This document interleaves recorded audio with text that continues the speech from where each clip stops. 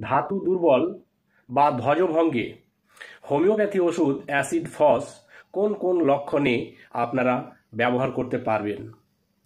যখন দেখবেন রোগীর মধ্যে অতিরিক্ত স্বপ্নদোষ, অতিরিক্ত হস্তমৈথুন বা অতিরিক্ত স্ত্রী সহবাসজনিত কারণে ধাতু ক্ষয় হয়ে গেছে বা শুক্র ক্ষয় হয়ে গেছে, যার ফলে শারীরিক এবং মানসিকভাবে দুর্বল হয়ে পড়েছে।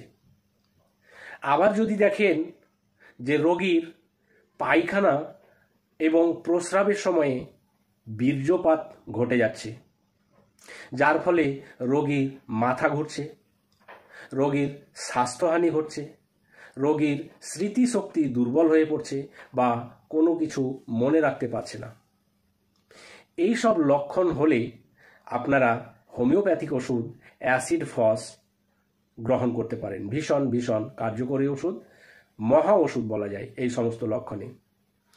কখন কিভাবে ব্যবহার করবেন? দেখুন, অ্যাসিড ফস ওষুধটি 3টি ফর্মে ব্যবহার করা যায়।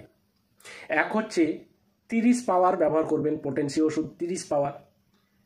এই ওষুধটি 2 ফোঁটা করে সকাল দুপুর সন্ধ্যা খালি পেটে গ্রহণ করবেন। 1 মাস পর্যন্ত গ্রহণ করতে পারেন। আশা করছি আপনারা কার্যকরী ফল পাবেন। আবার অ্যাসিড ফস ওষুধটি মাদার টিংচারে আপনারা ব্যবহার করতে পারেন। এই মাদার টিংচার যদি ব্যবহার করেন তাহলে 15 থেকে 20 ফোঁটা করে আধ কাপ জলে মিশিয়ে আপনারা সকাল দুপুর সন্ধ্যা খালি পেটে গ্রহণ করতে পারেন। আবার এই ওষুধটির উচ্চ শক্তি মাত্রায় একটা ডোজ গ্রহণ করতে পারেন, যেমন 10 mg শক্তি অ্যাসিড ফস 10 mg, একটা মাত্রা 4 ফোঁটা আধ কাপ জলে মিশিয়ে আপনারা গ্রহণ করবেন। একবার গ্রহণ করবেন খালি পেটে এবং 1 মাস পর্যন্ত ওয়েট করবেন। দেখবেন আপনারা অব্যর্থ ফল পাবেন।